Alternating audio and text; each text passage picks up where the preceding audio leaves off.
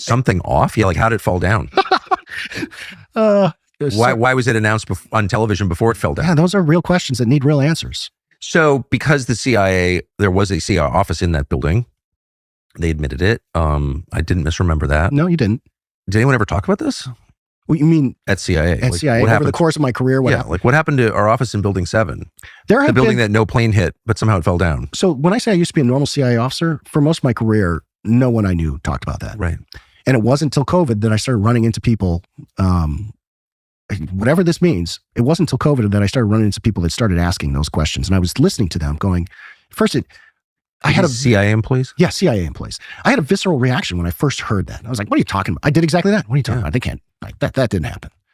And as time has gone on. I had the same reaction, by the way. Yeah. I'm a slow learner. I'm a slow learner. And I'm a slow learner, but there's a lot of questions that need. So what were other CIA employees who had thought about this before you did or I did? What was their theory about how that building came down?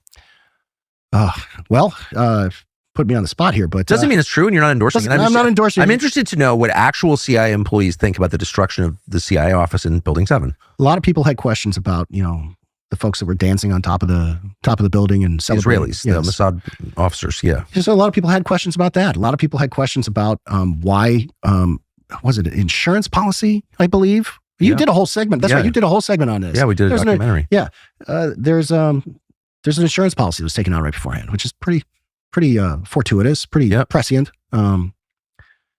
They've brought up a whole bunch of things. And from my perspective, these are good questions that deserve answers. So was the feeling that building was by someone brought down? Yeah. I mean, some have said that explicitly that I've spoken to. Yeah. They said explicitly, yes, it sure looks like that thing was a controlled explosion and, fell in on itself. And these are active CIA officers. I mean, it's pretty obvious. If you take, if you filter out the propaganda, the screaming in your ears from Jake Tapper, like, shut up, conspiracy nut, and just ask, like, well, how did that happen? You can't get an answer because obviously it was brought down with explosives. It sure of some kind. Right. So, but who did that and why? And by the way, that building collapsed in exactly the same way that the first two towers collapsed. Mm-hmm.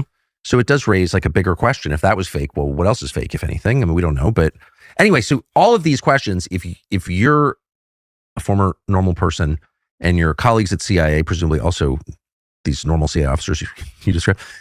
Who I love, they're great officers. No, of course. They work hard. Totally kidding. Barrel-chested freedom fighters. Yeah. I've known a lot of people like that in various federal agencies who are like good people. Not everyone's bad, right? It's true. However, if they're coming to the same conclusion, then it seems like 9/11 would be the number one thing you looked at in the dig. I would have liked to have taken a look at it.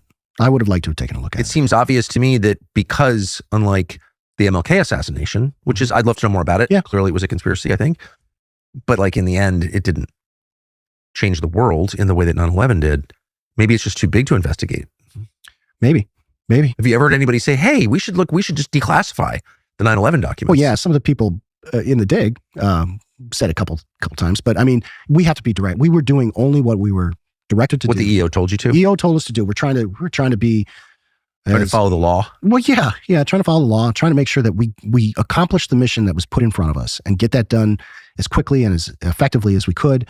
And we found that, the deep state exists. I mean, I don't know what you want to call it. I love Mike Benz's description of it, the blob. I think it's the most accurate description. I agree with that. Because it's amorphous. Yeah. There's no meaning. It's everywhere. Right. And it just rolls in. It fills space. And fills the cracks. It pops up everywhere. It's miserable. So what, so the dig was the Directors... Initiatives Group.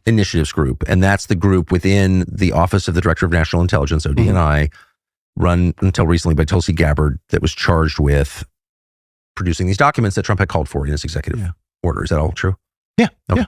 So what were the, if you'll just jog my memory, the cases, the events that you were looking into? Well, a lot of them are listed in that Rand Paul subpoena. So if it's okay. So of course. Yeah. But so it was the JFK assassination. The declassification effort. And they sort of lumped MLK, JFK, Bobby Kennedy. In that category. There was election security issues. There was January 6th. There was COVID, Havana syndrome, UAPs, and a couple other issues. They tried to compartment out things, so like everybody wasn't working on the same things, and so there's some things that I wasn't. Those are all super interesting topics. So let's just go through them really quick, and I'm going to ask you: did you learn anything new about the JFK assassination?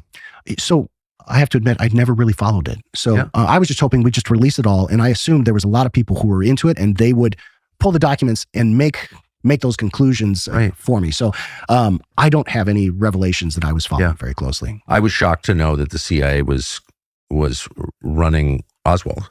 Yeah. And that's true. He defected, but that was all a scam. And the Russians were very paranoid about Lee Oswald. He was a Marine Corps corporal, I think.